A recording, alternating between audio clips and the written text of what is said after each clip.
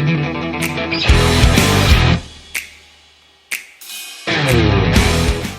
barbecue family! Thank you guys for tuning in to another episode on our channel. I'm Maddie and this is Kiki, and we are here to show you how to make everything and anything on the grill. And guys, get ready because this 3-ingredient recipe is one that you're going to want to be making over and over. People ask us to make this all the time. Out of all of the delicious foods that we make and that we're proud of making, this is the one that we get the most requests about. This one originated at a holiday family gathering because Maddie and I used to make all sorts of really fancy, in-depth barbecue things to bring to our holiday gatherings. And then one day we were like, okay, we're low on supplies. We got these 2 things in the fridge and freezer. Let's make these. They are so simple, but I don't know what happens when they hit the grill. They turn into something like magical. It's bacon, it's pierogies, it's your favorite barbecue rub.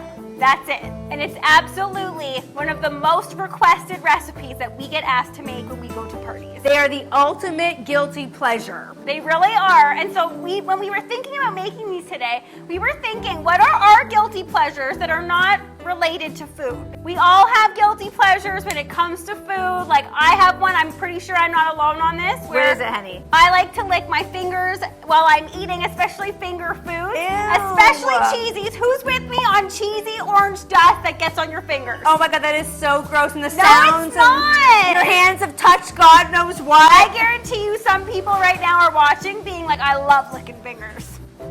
Gross. Okay, so we're talking non-food related guilty pleasures. Honey, hit me. I have one. Yeah. Okay, and I noticed this about myself recently. I don't know what it is. I really enjoy watching women and men. What? This is going to take a weird turn. I'm scared. What is about to happen here? I really enjoy watching men and women get their hair styled. Okay, thank goodness. I didn't know where she was going with that. Okay, so that's weird. That is weird. So much so that social media like Facebook and Instagram is now putting these sponsored posts in my feed. Oh my goodness. I find it very relaxing. It's like sometimes you'll see videos of women like right from start to finish, like getting their hair dyed. Someone's like washing their hair. I can see that. I feel like it would be soothing to watch that. And then it's like it's all about. Are you soothed when you're watching it, or so like what's going through your mind? No, it's so soothing. It's like one of those times where you're just you've had dinner, you're just like zoning out watching something. Oh, it sucks you in. It sucks you in, and you want to see the end. So the title will be like pastel candy hair, and you're like, oh, I gotta see this. And then so someone starts off with like black hair like ours, and then it looks like cotton candy at the end, and it starts with like pink, and it goes bleach, and it's like. Does that mean are you gonna get pastel candy hair? No, okay, guys. Many of you might not know, I have had many a hair malfunction in my time, as Maddie calls them. She has. I've tried to go different colors. It never works out great. I'm sticking to black. Give us a thumbs up if you guys agree Kiki should stick with the black, or maybe some people out there are thinking, you know what, Kiki could rock some pastel hair. I think you could rock it. Thanks, that doesn't mean you should rock it. I prefer to watch other people have a potential hair malfunction I than can see that. What's yours? Tell me yours. Okay, mine is a little bit embarrassing. More embarrassing than mine. I put myself out there, guys. I know. We always say we're all a big barbecue family here. So since we're sharing ours, you guys have to share yours in the comments below. I want to know people's deepest, darkest, guilty pleasures. Don't leave us on a limb here, guys. Yes. Okay, so mine is... What is it? I'm a little bit embarrassed to say this, but this all happened when we still lived at home. I was in the shower. Uh-oh. Go with me on this. I noticed I had run out of body wash. I don't know where this is going. Dad had some body wash in there. I know where you're going. And it was a men's body wash, and I was like, it's just soap. Who cares? I'm going to use it. I squeezed some onto my loofah. This wonderful smell came into the shower. It smelled like hot, clean, fresh man. Guilty. I like that too. Yes, and I was like, oh my goodness. Like I was showering. Oh no. And I was like, this smells magnificent. Yes. Ladies, body wash smells good, but there's something amazing about men's body wash. So from that day forward, I love me some men's body wash. If anyone out there is wondering what I smell like, your answer is men's body wash with a dash of charcoal, okay? I can confirm that. Okay, so that was a little bit embarrassing, but it feels good to get it off your chest, you know? It does. I wanted to share mine does. too. I felt like it was inappropriate. I learned something new about you. I didn't know that. Okay, so going back to eating with our fingers, this is a perfect dish to eat with your fingers. So stay tuned, guys. Buckle up and and get ready for this video. Let's do this.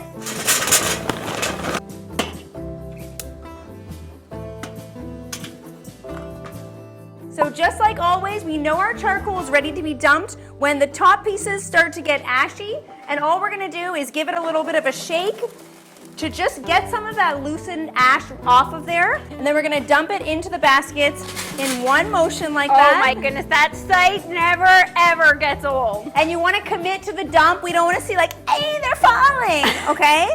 And then you're gonna use your tongs and pick up any of the lit charcoal that's fallen out.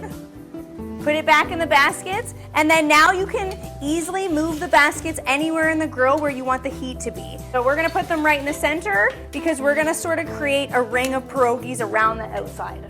Okay, so it really doesn't get easier than this. No. What we're going to do is start with some already prepared pierogies, and these ones are from Halenda's, but since we're pretending that we're about to go to a party, everybody knows that you're looking for something quick and something easy. So that's why we're starting with pre-made pierogies, and then this luscious, beautiful, thick cut bacon, also from Halenda's. And we have made these so many times, we know exactly how to do them in the perfect way, okay? It's also good. So it takes exactly half a piece of bacon per one pierogi. Okay, so all you're gonna wanna do is start with the pierogi, and you have your half slice of bacon.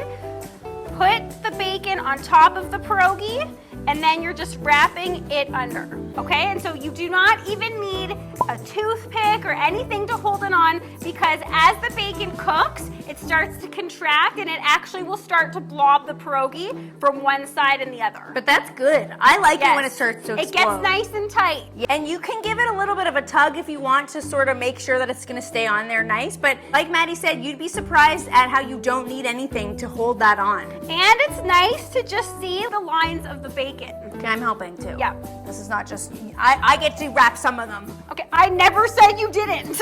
Okay, now the other thing we wanted to mention is you need to start off with raw bacon. So Oh my goodness, how did we forget that? that is also key. So sometimes you'd be like, oh, well, is the bacon gonna cook? The pierogi's already cooked. Maybe I should do already cooked bacon. No, okay? You need to do raw bacon because if... That's basically the biggest tip of this recipe. Yes, it is, because think about it. When you cook bacon, Wait, you're doing a whole lot of holding, not a lot of wrapping, okay? I didn't realize we were on the clock, missus. Think about it. When you cook bacon, what does it do? It gets all rigid. Then try to wrap that around a pierogi. It's not going to happen. It's just going to crumble everywhere. And the other thing we wanted to mention is rookie mistake. If you're going to do a whole piece of bacon on here, you might think more bacon is always going to be better. Not the case here. Definitely not the case here, because the whole point of having bacon wrapped pierogies is that it's a crispy piece of bacon wrapped around the exterior of the pierogi. You're crowding me. If you do multiple wrappings of bacon around one pierogi, the part of the bacon that is not exposed to the heat of the grill will still become gummy and it won't crisp up. What are we gonna do when we have a couple extra pieces of bacon left after wrapping all these pierogies? We give them to our grill studio friend. Here, baby. Oh no, he's gonna take my hand off. There we go. Oh man, wow, he really wanted that. So the third ingredient in these super simple 3-ingredient bacon wrapped grilled pierogies is any barbecue rub that you want to put on them. So today we're using Uncle Steve's Gator Shake in a little teeny tiny bottle, and I cannot wait to try this one. So all we're gonna do is just sprinkle it on the top side, just like that. You can go as heavy or as light with the rub as you'd like here. Look at that cute little bottle. I know, this is really fun to use. It's so adorable. Always remember, it's extremely important to clean your grill before the food touches it. Now this is a prime example of indirect grilling. So we're not going to be touching these once they hit the grill. They're gonna stay around the perimeter of the heat source for the duration of the cook. So all we're doing, because these have been wrapped perfectly, we are just putting them down onto the grill, and that is where they are going to stay for the whole cook.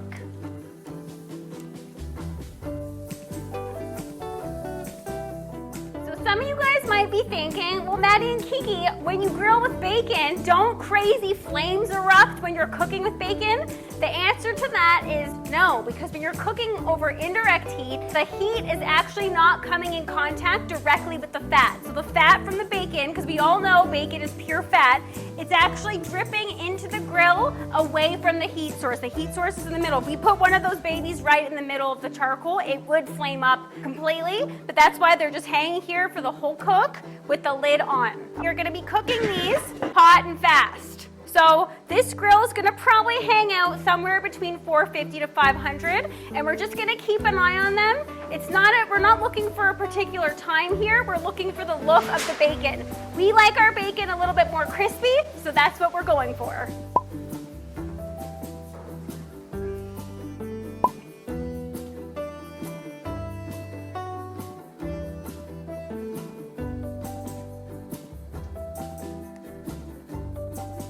These pierogies are ready to come off the grill, and this is exactly how we like the bacon. Nice and crispy, still a little bit chewy.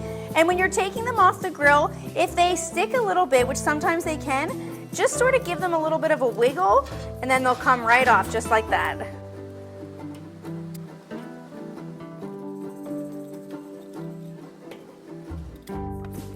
All right, that was a very, very fun cook. It smells fantastic in here. I feel like it's not fair because you guys can't smell how good this actually smells. Sorry, guys. But if you guys have stuck around for this long in the video, first of all, we want to say thank you. Thank you for sticking around. Thanks, guys. If you haven't hit the subscriber button yet, feel free to hit the notification bell, and give us a thumbs up if you are having fun so far in this video. And I think you are, guys. Let's face it. We know you are. You know you are. Come back and see our next videos. And let us know if you guys want us to make anything in particular. Let us know. We just might make it. Okay, so as you guys know, Tom has been released from the barn. He's in here, so He's making more noise than both of us, and that's saying a lot. Tom, pipe down over there. All right, I cannot wait to taste these. My mouth is already watering because of the smell. Kiki, I'm ready for it. Okay, try to pick you the best one here. They all look good. I don't think that you can pick a bad one here. Take a look at that. It's hard to pick one that does look bad. I'm gonna go with this one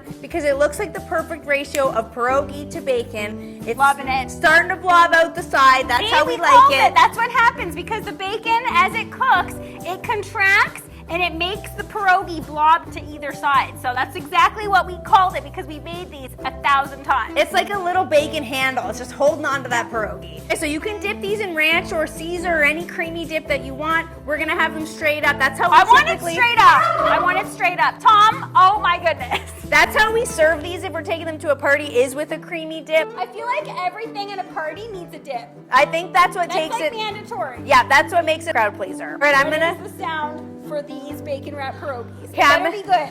I'm gonna turn to Tom to help me with the sound here because Tom is like feet away from us. So let's see if we can get him to help me with the sound. Okay, Tom! Oh, here doing it! Tom! Here we go!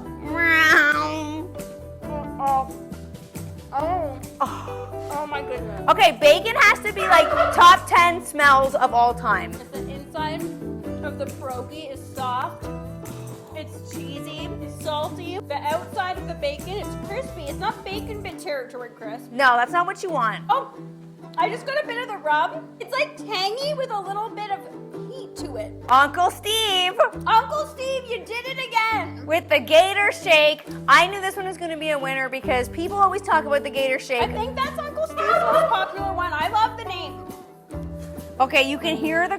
See, look, that's what makes these so perfect. Oh. You got your fat, you got your carbs, add in a creamy dip. That's what makes these so darn addicting. It seems like such a simple concept. Bacon, pierogies, you're like, how could that be that good? I don't know what happens, guys. When you put these together and put them on the grill, that little kiss of grill flavor to them, Charcoal in there. a little tiny bit smoky. We have made these before on the gas grill, but trust us, you're gonna wanna make these on charcoal because the charcoal is a hidden ingredient. Holiday season is just around the corner.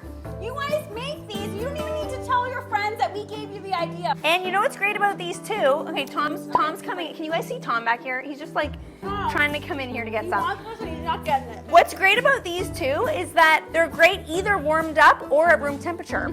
So at holiday time, the oven is used up. There's not a lot of real estate in there to heat up the appetizers. Put a tray of these out that you made that morning, just as good as when you made them fresh. Agreed. All right, now since we're sharing our ideas for the best holiday appetizer, we love getting inspiration from you guys too. So let us know in the comments below, what is your go-to appetizer that you like to bring to all of your holiday parties? Ooh, good one. I want to know too. Like I can imagine going to a party, they're there, they're bringing their dish. It gets me excited for some reason.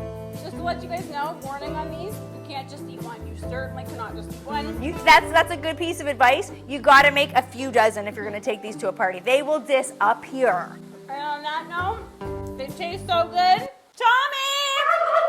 Make me feel like dancing! Yep.